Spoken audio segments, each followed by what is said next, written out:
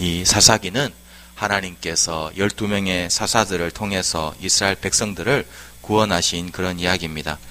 이 우리말 성경의 사사라고 하는 말은 히브리 원어로 소페팀이라고 하는 말인데 재판관이라는, 판사라는 그런 뜻이 되는 것입니다. 이 여호수아는 하나님의 은혜로 가나안 땅에 있는 살고 있었던 이방 민족들을 몰아내었지만 그 이방 민족들을 100% 다 온전히 몰아내지는 못했습니다. 그래서 이 사사기는 그 가나안 땅에 남아 있었던 이방인 그 민족들과 이스라엘 민족의 끊임없는 전쟁 이야기가 바로 사사기의 말씀입니다. 이런 전쟁 이야기하고 더불어서 사사기는 또한 이스라엘 민족이 겪었던 영적인 그런 악순환의 이야기이기도 합니다. 이스라엘 민족은요, 이 사사기를 통해서 끊임없이 영적 악순환을 반복했습니다. 그 악순환은 무엇이냐면 우상 숭배하고 이방인의 압제를 당하고 또 하나님께 부르짖어 기도해야 하고 또 하나님의 사사를 보내주시는 그런 영적 악순환이 계속 반복되었습니다. 이스라엘 자손이 하나님을 잊어버리고 우상을 섬기면 하나님께서 그들을 이방 사람들의 손에 넘겨주셔서 압제를 당하게 되었습니다. 압제당하게 되면 얼마나 고통스럽습니까? 그러니까 그 고통 가운데서 다시 이스라엘 백성들은 하나님 앞에 부르짖어 기도했고 그들이 기도하면 하나님께서 그들에게 구원자 사사를 보내어 주셨습니다.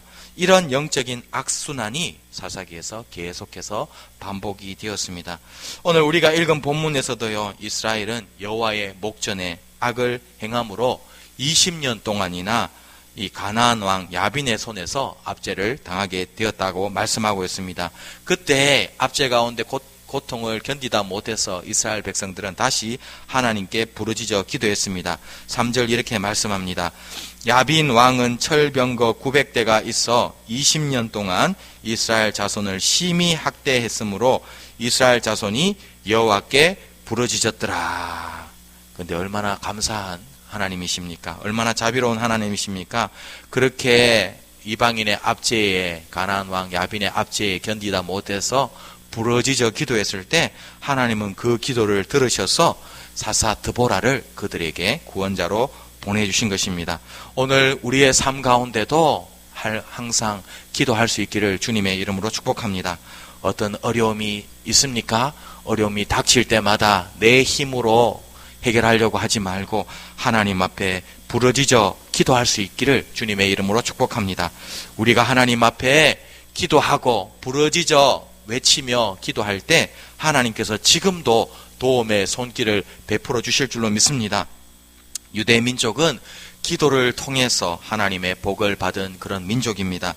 지금도 유대인들은요, 전 세계에 흩어진 유대인들은 하나님 앞에 기도에 열심을 내고 있는 민족이 바로 유대 민족입니다. 지금도 유대인들은, 경건한 유대인들은 하루에 3번씩 그렇게 기도한다고 합니다. 아침 9시, 낮 12시, 오후 3시만 되면 유대인들은 시간을 정해놓고 지금도 언제 어디서나 그 시간이 되면, 정해진 시간이 되면 하루에 3번씩 꼬박꼬박 기도를 하고 있다고 합니다. 여러분은 얼마나 자주 매일 하루 하나님 앞에 기도하고 계십니까? 유대인들은요, 하루에 3번씩 그렇게 시간을 정해놓고 하나님 앞에 기도하는 그런 습관을 가졌다고 합니다. 예를 들었어요. 유대인들은 비행기를 타고 가다가도 이 시간이 되면은, 기도의 시간이 되면은 그 비행기 안에서도 자기들끼리 모여서 그렇게 기도를 한다고 합니다. 그래서 유대인들이 탈릿이라고 하는 그런 어떤 헌금이 있습니다. 그 천을 뒤집어 쓰고 또 자기들이 만든 기도문을 들고 하나님 앞에 기도를 하는데요. 이처럼 기도의 열심인 유대 민족을 하나님은 지금도 축복해 주시는 것입니다. 유대인의 인구는 전 세계적으로 볼 때 얼마 되지 않습니다. 0.2%밖에 안 된다고 합니다. 너무나 작은 숫자지 않습니까? 그런데요, 이 유대인 하나님이 축복하셔서 이 노벨상의 22%가 바로 유대인의 차지라고 합니다. 세계 인구의 0.2%밖에 되지 않는데 노벨상을 받는 사람들의 22%가 유대인 출신이라고 합니다. 미국에서도요, 유대인들이 살고 있는데 미국 인구의 2%에 지나지 않습니다. 그런데 이 미국에서 유대인들은요, 굉장히 부유한, 평균적으로 볼 때 다른 민족에 비해서 훨씬 더 경제적으로 부유한 그런 삶을 살고 있다고 합니다. 평균적으로 볼 때 2배 경제적으로 부유한 사람들이 바로 유대인들이고요. 미국 내의 중요한 자리들은 유대인들의 많이 차지를 하고 있다고 합니다. 우리가 잘 아는 세계적인 잡지죠. 뉴욕 타임즈 그를 만들어내는 그 회사의 사장이 슐츠버그라고 하는 사람인데요. 그 사람도 유대인입니다. 또 워싱턴 포스트지 유명한 신문이죠. 그 사장 캐서린 그레이엄도 유대인입니다. 미국에서 가장 많은 책을 출판하는 출판사 이름이 랜덤 하우스인데요. 그 출판사 사장도 또 유대인입니다. 인류 역사에 큰 업적을 남긴 사람들이 많이 있는데 그 사람들 중에 많은 사람들이 또한 유대인들입니다.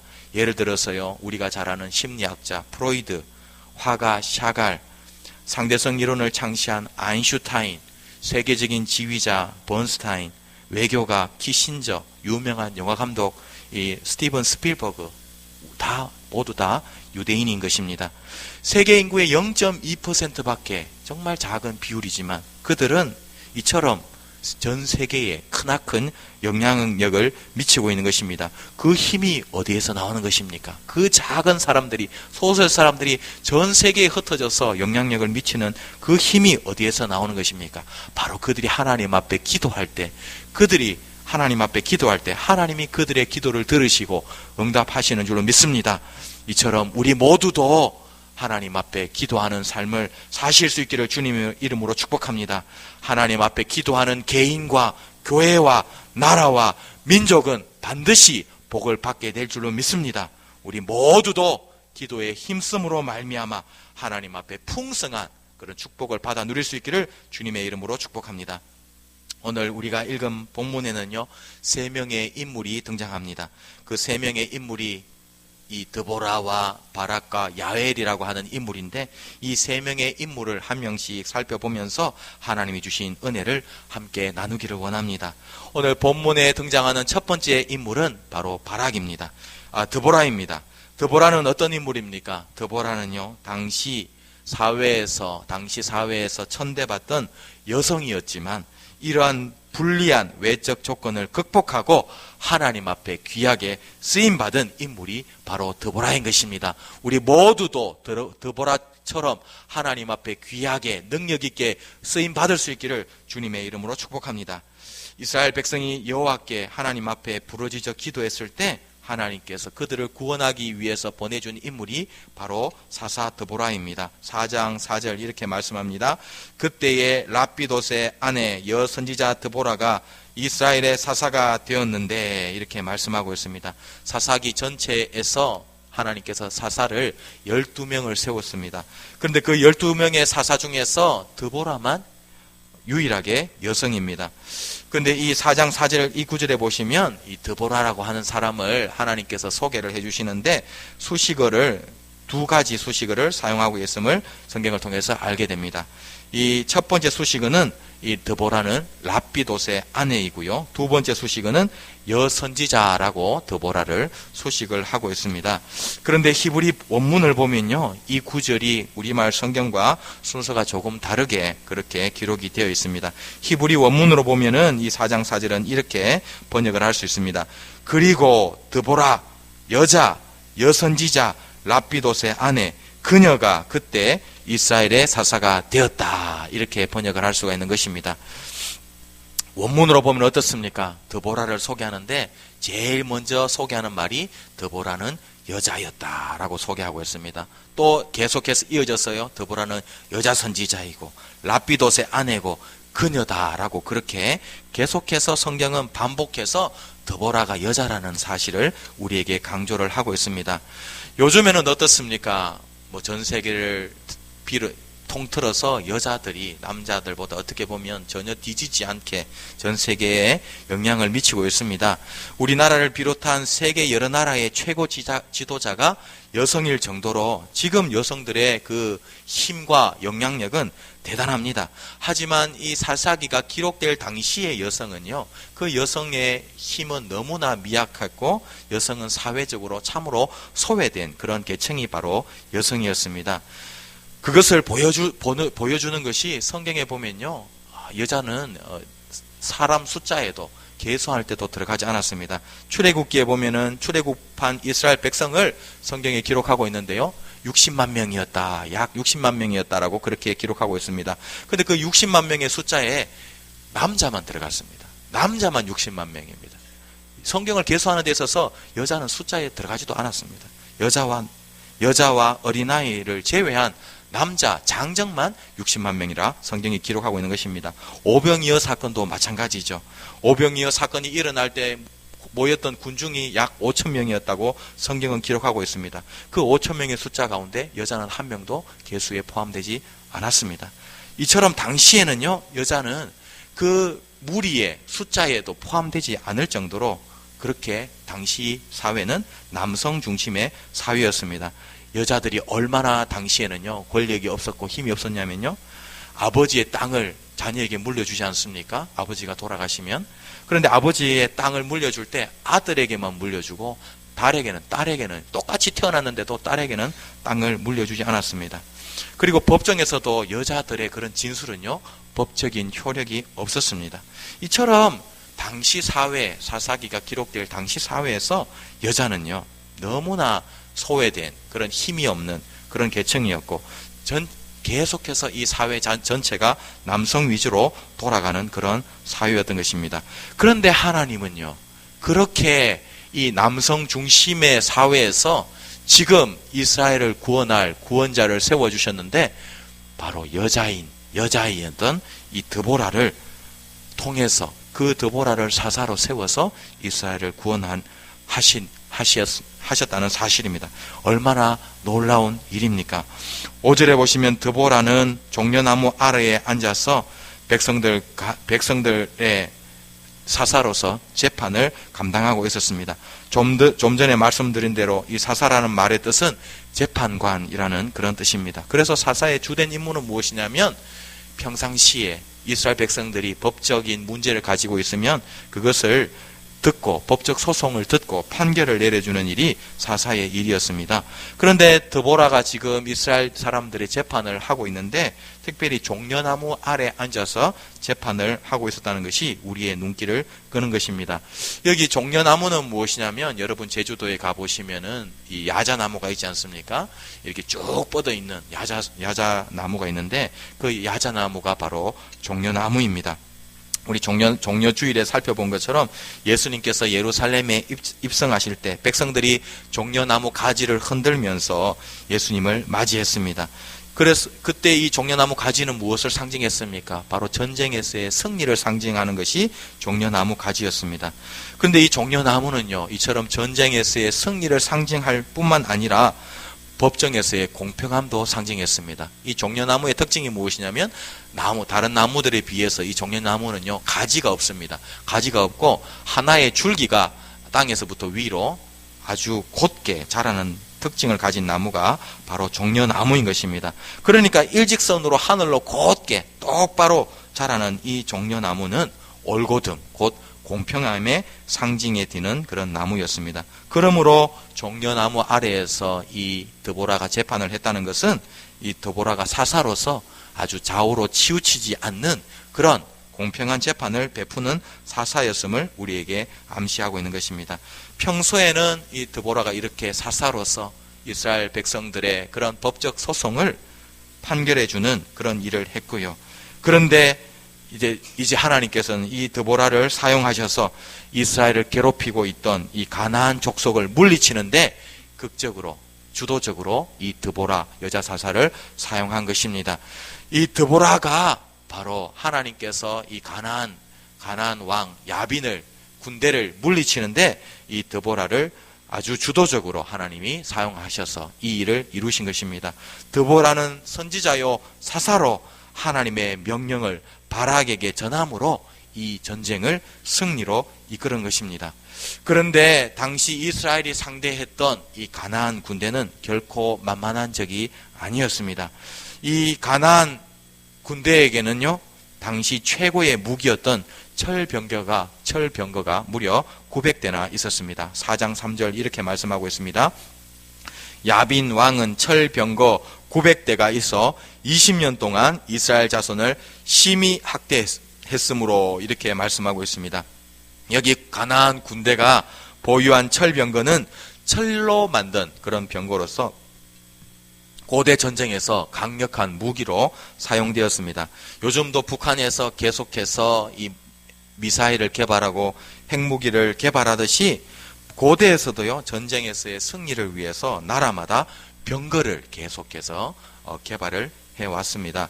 처음에는 병거가 무엇으로 만들어졌냐면 구리를 재료로 병거가 만들어졌고요. 또 이 구리로 만든 병거를 끌고 갔던 짐승이 나귀를 통해서 병거를 끌었습니다. 그러니까 이 구리로 만든 병거는요, 무겁고 또 기동력이 떨어졌습니다. 나귀가 끄니까 그렇게 빨리 이동하지 못했습니다. 그러므로 그 다음에 더 업그레이드된 병거가 무엇이냐면 철로 만든 병거였는데요. 이 철병거는 나귀 대신에 2마리의 말이 병거를 끌도록 그렇게 했습니다. 철로 병거를 만들게 되니까 좀 더 가볍게 이 병거를 만들 수 있게 되었고요. 말이 끌므로 말미암아서 구리로 만든 병거보다 더 신속하게 움직이는 그런 아주 강력한 무기를 철병거를 만들게 된 것입니다. 고대의 기록에 보면요, 이 철병거에는 3명의 군인이 탔다고 합니다. 그래서 3명의 군인이 철병거에 타고 1명은 병거를 운전을 하고요, 1명은 활이나 다른 무기를 통해서 다양한 무기로 적들을 공격을 했고, 나머지 1명은 방패를 들고 적의 공격으로부터 운전수와 전투병을 보호하는 그런 임무를 수행을 했다고 합니다. 이렇게 강력한 고대 전쟁에서 강력한 철병거가 이 가나안의 군대에는 무려 900대나 있었으니까 이 가나안 군대가 얼마나 강력했는지 우리가 짐작할 수 있는 것입니다. 그리고 이 가나안 철병거 900대를 이끄는 장군이 바로 시스라라는 사람이었습니다. 하나님은 드보라를 통해서요, 게데스라는 갈릴리 호수 근처의 도시에 있던 바락을 불러서 그에게 승리를 주시겠다 약속하신 것입니다. 6절, 오늘 본문 6절과 7절 이렇게 말씀합니다. 드보라가 사람을 보내어 아비노암의 아들 바락을 납달리 게데스에서 불러다가 그에게 이르되, 이스라엘의 하나님 여호와께서 이같이 명령하지 아니하셨느냐? 너는 납달리 자손과 스불론 자손 10,000명을 거느리고 다볼산으로 가라. 내가 야빈의 군대 장관 시스라와 그의 병거들과 그의 무리를 기손 강으로 이끌어 내게 이르게 하고 그를 내 손에 넘겨주리라 하셨느니라. 이렇게 말씀하고 있습니다. 그리고 이 예언의 말씀대로요, 하나님께서는 시스라의 군대를 기손 강으로 이끌어 내시고 그곳에서 이 기손 강에서 전투를 통해서 이스라엘 군대에게 승리를 주신 것입니다.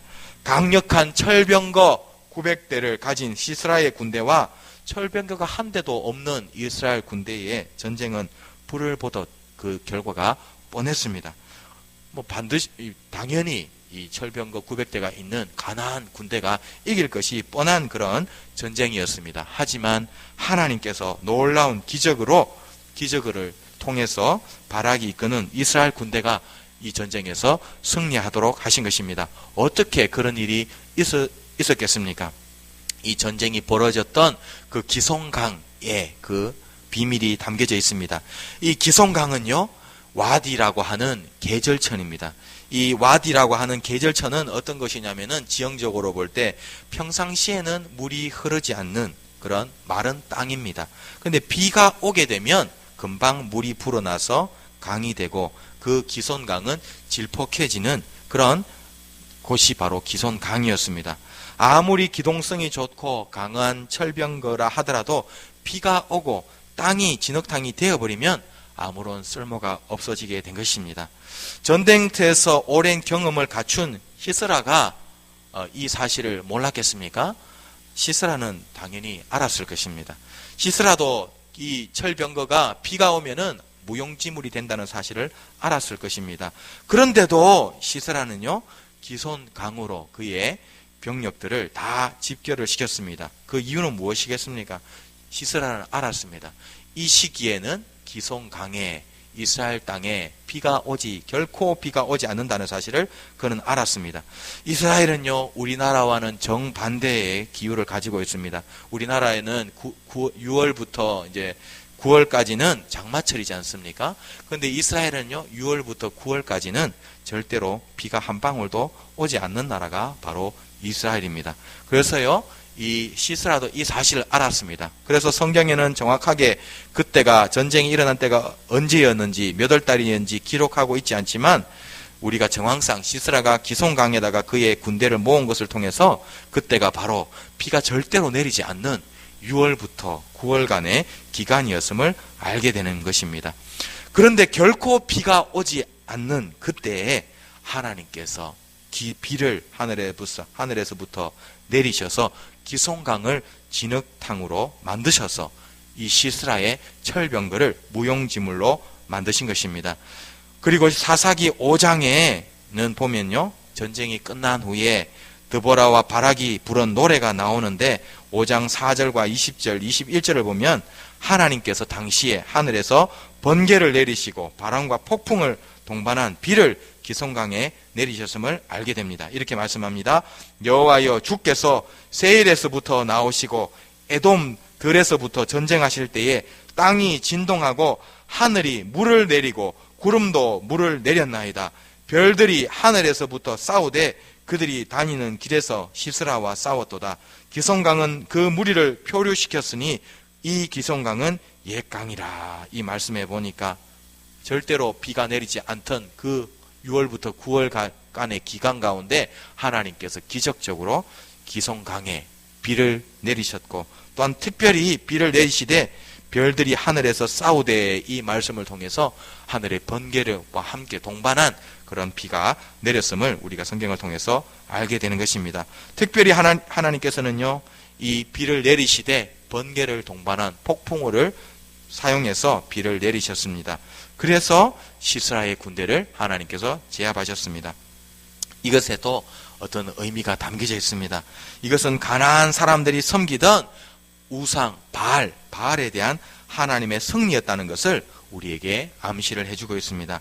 이 가나안 사람들이 섬기던 바알 우상은 어떤 우상이냐면요, 번개의 신, 폭풍의 신으로 알려져 있습니다. 그래서 고고학자들이 발견을 했는데, 당시 가나안 사람들이 섬겼던 우상이 이 벽화의 그림으로 남겨져 있는데, 그 우상의 손에 번개를 쥐고 있는 그런 우상이 바로 바알 우상이었습니다. 가나안 사람들은요, 자신들이 섬기던 바알이 번개를 지배하고 다스린다고 믿었는데, 하나님은 그 번개를 하늘에서부터 내리셔서 그들을, 가나안 군대를 진멸하신 것입니다. 하나님은 이처럼 여성인 드보라를 통해서 이스라엘을 구원하신 것입니다. 하나님께서 여성인 드보라를 통해서 이스라엘을 구원하신 것처럼 이 시대에도 하나님께서 사용하시는 사람은 남녀의 구별도 없고 신분이나 나이 등 어떤 인간적인 조건도 하나님의 쓰임을 받는 데는 전혀 문제가 되지 않는다는 사실입니다. 예를 들었어요, 12명의 사사들 중에서 에훗은요, 한 사사였는데 왼손잡이였다라고 말씀하고 있습니다. 시스라를 죽인 사람도 누구였습니까? 평범한 가정주부였던 야엘의 손에 시스라가 죽임을 당했습니다. 또 사사의 한 명이었던 입다도요, 첩의 자식이었습니다. 이처럼 왼손잡이 출신, 또 평범한 여인, 가정주부, 또 첩의 자식인 입다도 하나님의 손에 쓰임받고 크게 쓰임받은 것입니다. 우리말 성경에는 에훗이 왼손잡이다라고 그렇게 기록되어 있는데, 원문으로 보면요, 이 표현은 정확하게 오른손에 제한이 있는 이라는 그런 뜻입니다. 그러니까 이 에훗은요, 왼손잡이였다기보다는 오히려 오른손을 쓸 수 없는 사람, 그러니까 오른손에 장애가 있는 장애인이었다는 그런 뜻에 더 가까운 것입니다. 그러니까 장애인도 하나님이 쓰시는데 전혀 지장이 없었던 것입니다. 첩의 자식도 여인도 당시에 사회적으로 볼 때 소외된 그런 힘없는 사람들이었는데 하나님이 쓰시는 데는 조금도 문제가 되지 않았던 것입니다. 지금도 하나님이 쓰시는 사람은요, 다양한 사람들을 하나님이 쓰시는 줄로 믿습니다. 인간의 외적 조건은 하나님의 쓰임에 받는데 조금도 문제가 되지 않는 것입니다. 기독교 역사상 최고의 부흥사 중 한 명으로 평가받는 무디 목사님은 어떤 분이셨습니까? 변변한 학교 교육도 받지 못한 분이 바로 무디 목사님이셨습니다. 그런데 변변하게 배우지도 못한 이 무디 목사님이요, 전 세계적으로 수많은 영혼들을 주님 앞으로 인도하는 그런 사람으로 쓰임 받은 것입니다. 현대 선교의 아버지라고 별명이 붙어있는 윌리엄 캐리 선교사님도요, 수많은 영혼들을, 인도 영혼들을 주님께로 인도하고 현대 선교에 큰 업적을 세웠는데 그의 직업이, 선교사가 되기 전에 그의 직업이 구두 수선공이었습니다. 사람들의 구두를 고쳐주는 사람이 바로 윌리엄 캐리였습니다. 그의 직업도요, 전혀 하나님이 쓰시는데 조금도 문제가 되지 않았습니다. 이처럼 많이 배우지 못하고 또 좋은 직업을 가지지 못했던 그런 사람들도 하나님의 손에 붙들렸을 때 능력 있게 쓰임 받은 것입니다. 그러므로 우리 모두도 하나님 앞에 크게 쓰임 받을 수 있음을 믿으시기를 바랍니다. 우리가 가진 외적 조건, 그것은 하나님의 도구가 되는데 조금도 문제가 되지 않는 것입니다. 얼마나 많은 물질을 가졌는지, 얼마나 많이 배웠는지, 얼마나 똑똑한지, 어떤 가정에서 태어났는지는 전혀 중요하지 않은 것입니다. 하나님을 쓰시는 사람들은 그런 외적인 조건을 보고 하나님이 쓰시는 것이 절대로 아는 것입니다. 하나님이 쓰시는 사람들은 어떤 사람입니까?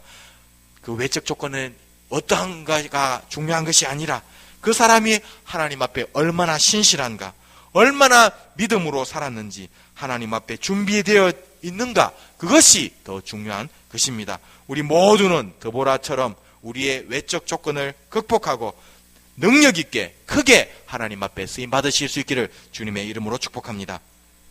본문에 등장하는 두 번째 인물은 바락이라는 인물입니다. 이 바락은 어떤 인물입니까?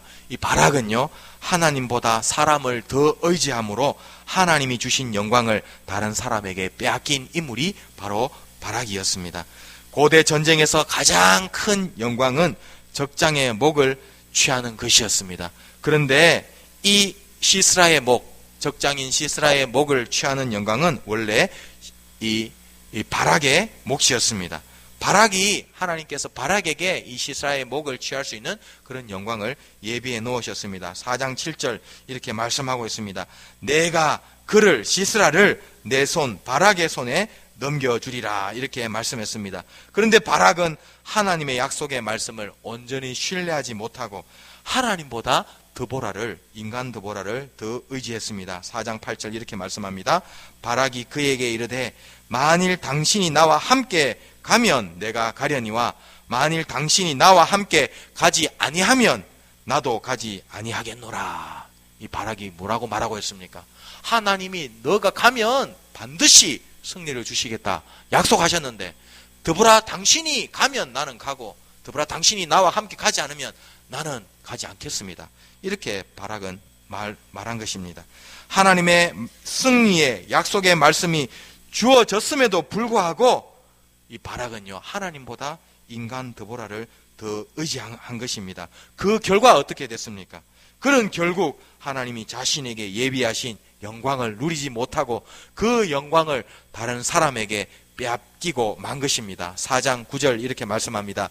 이르되 내가 반드시 너와 함께 가리라. 그러나 내가 이번에 가는 길에서는 영광을 얻지 못하리니 이는 여호와께서 시스라를 여인의 손에 파실 것임이니라. 원래 시스라의 목의 주인은 바락의 손이었습니다. 바락이, 하나님께서 바락의 손에 이 시스라의 목을 취하도록 하나님께서 예비해 놓으셨습니다. 하지만 바락이 하나님을 신뢰하지 않으니까 하나님께서 원래의 계획을 변경하셔서 바락이 누릴 영광을 여인의 손, 야엘의 손에 넘겨주신 것입니다. 예레미야 17장 5절 이렇게 말씀하고 있습니다. 여호와께서 이와 같이 말씀하시니라. 무릇 사람을 믿으며 육신으로 그의 힘을 삼고 마음이 여호와에게서 떠난 그 사람은 저주를 받을 것이라. 그렇게 말씀하고 있습니다. 우리는 이런 누를 범하지 않기를 원합니다. 하나님보다 사람을 더 의지하는 사람은 결국 스스로 올무에 빠지게 되고 결국 하나님의 뜻을 이루지 못하는 안타까운 처지에 이르게 되는 것입니다. 우리 중에 한 사람도 그런 우를, 그런 실패를 범하지 않기를 주님의 이름으로 축복합니다. 우리는 하나님을 온전히 신뢰할 수 있기를 원합니다. 사람보다 하나님을 온전히 신뢰하고 더 따르는 그런 하나님의 사람들이 되시기를 주님의 이름으로 축복합니다. 우리 모두는 바락과 같은 모습이 아니라 갈렙처럼 하나님이 주신 약속을 담대하게 신뢰할 수 있기를 주님의 이름으로 축복합니다. 갈렙은 하나님께서 약속하셨으므로 그 어떤 것도 두려워하지 않았습니다. 거인 아낙 자손도 두려워하지 않고 크고 견고한 성읍들도 하나님의 약속이 있기 때문에 그는 전혀 두려워하지 않았습니다. 여호수아 14장 12절 이렇게 말씀합니다. 그날에 여호와께서 말씀하신 이 산지를 지금 내게 주소서. 당신도 그날에 들으셨거니와 그곳에는 이 아낙 사람이 있고 그 성읍들은 견고할지라도 여호와께서 나와 함께 하시면 내가 여호와께서 말씀하신 대로 그들을 쫓아내리이다. 그렇게 믿음으로 고백한 것입니다. 우리 모두는 바락이 아니라 갈렙처럼 이처럼 하나님을 더 의지하는 믿음의 장부들이 다 되실 수 있기를 주님의 이름으로 축복합니다. 본문에 등장하는 세 번째 마지막 인물은 야엘입니다.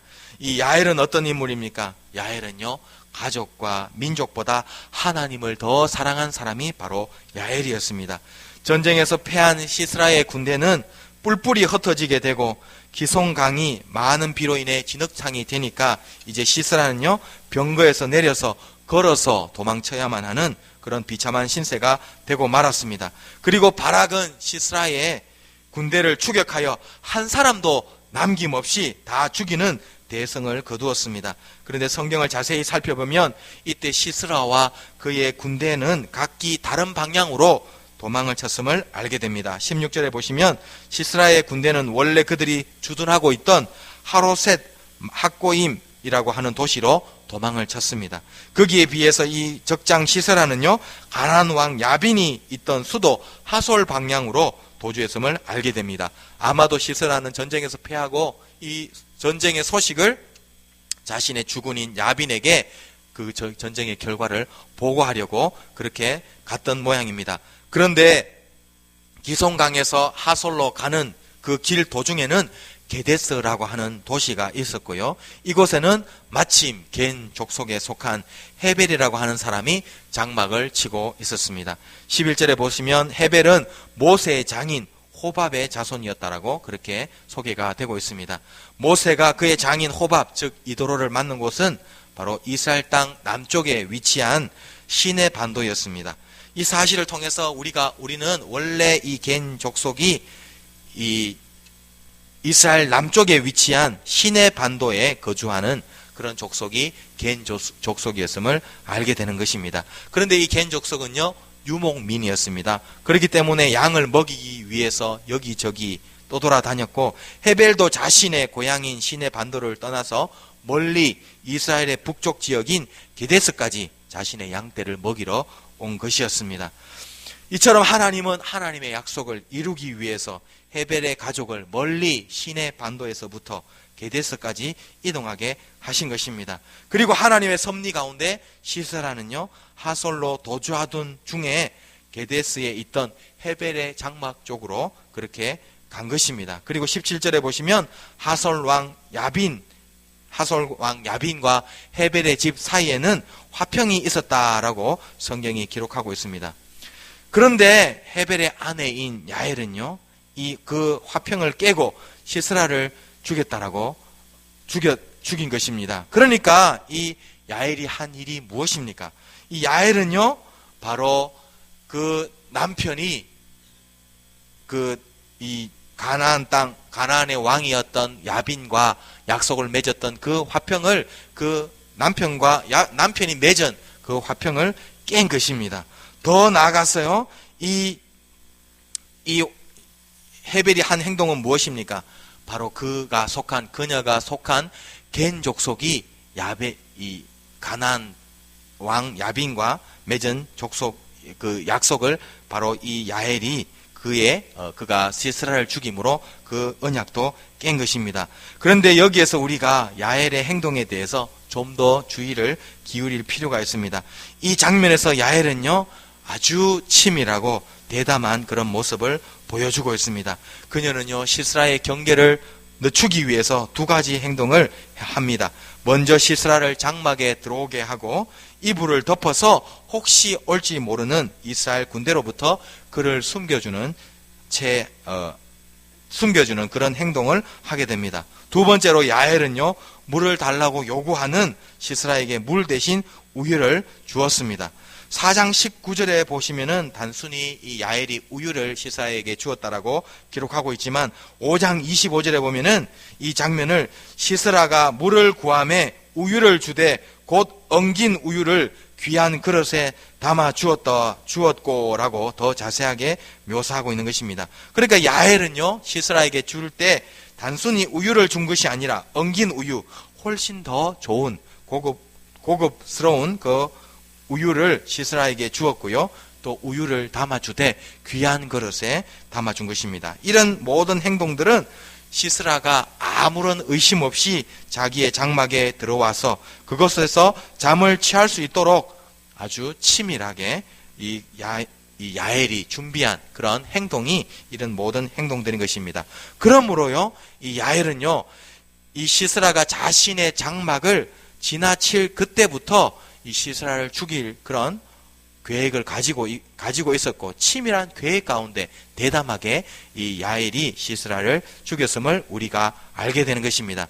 야엘은요, 그래서 먼 길을 도주하느라고 지쳐서 깊이 잠든 시스라에게, 장막에 잠들고 있었던 시스라에게 자기가 평소에 장막을 치는데 사용했던 그 방망이와 말뚝을 손에 들고 가가지고 잠들어 있는 이 시스라의 관자놀이에 그 말뚝을 박아서 그 자리에서 이 시스라를 죽였습니다. 이 야엘의 행동은 어떤 행동입니까? 이 야엘의 행동은요, 남편의 뜻을 어기는 행동이었고 또 자신이 속한 민족을 배반하는 행동이었던 것입니다. 좀 전에 살펴본 대로요, 가나안 왕 야빈과 그녀의 남편 헤벨의 집 사이에는 화평이 있었다라고 성경이 기록하고 있는 것입니다. 이 말씀을 통해서 우리는요, 이 헤벨과 가나안 왕 야빈이 서로 화평이 있었다는 말씀을 통해서 우리가 추론할 수 있는 것은 무엇이냐면, 이 가나안 왕 야빈과 이 헤벨이 속한 겐 족속이 또한 서로 공격하지 않자는 그런 화평의 조약을 그들이 맺고 있었다는 사실입니다. 그러니까 이 야엘이 시스라를 죽인 행동은요, 무슨 행동입니까? 남편이 맺은 약속, 또 자신이 속한 민족이 맺은 그 약속을 깨트린 행동이었던 것입니다. 어떻게 해서 야엘은 그런 행동을 할 수 있었던 것입니까? 그는요, 자신의 가족보다, 자신의 민족보다 하나님을 더 사랑했기 때문에 그런 행동을 할 수 있었던 것입니다. 그는요, 하나님의 백성을 오랫동안 핍박한 그 시스라가 자신의 장막으로 도망친 것을 보고는 하나님의 원수를 자기네 손으로 처단한 것입니다.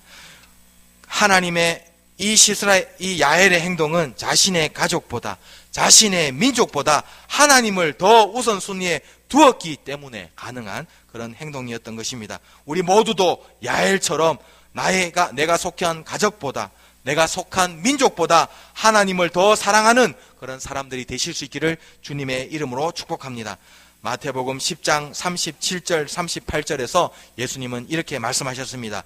아버지나 어머니를 나보다 더 사랑하는 자는 내게 합당하지 아니하고 아들이나 딸을 나보다 더 사랑하는 자도 내게 합당하지 아니하며 또 자기 십자가를 지고 나를 따르지 않는 자도 내게 합당하지 아니하리라, 이렇게 말씀하셨습니다. 우리 모두는 야엘처럼 내가 속한 가족보다, 내 민족보다, 세상의 그 무엇보다도 하나님을 더 사랑하는 그런 하나님의 사람들이 되실 수 있기를 주님의 이름으로 축복합니다. 오늘 우리는 세 명의 인물을 살펴보았습니다. 이 세 명의 인물은 우리에게 귀한 영적 교훈과 도전을 주고 있는 것입니다. 우리 모두는 드보라처럼 우리가 가진 외적 조건을 극복하고 하나님 앞에 귀하게 쓰임받을 수 있기를 주님의 이름으로 축복합니다. 우리 모두는 바락의 삶을 반면 교사로 삼아서 하나님보다 사람을 더 의지하는 그런 어리석은 삶을 살지 않기를 또한 주님의 이름으로 축복합니다. 그리고 마지막으로 우리 모두는 야엘처럼 내 가족과 내 민족보다 그 세상의 그 어떤 것보다 하나님을 더 사랑하는 하나님의 사람들이 다 되실 수 있기를 주님의 이름으로 축복합니다.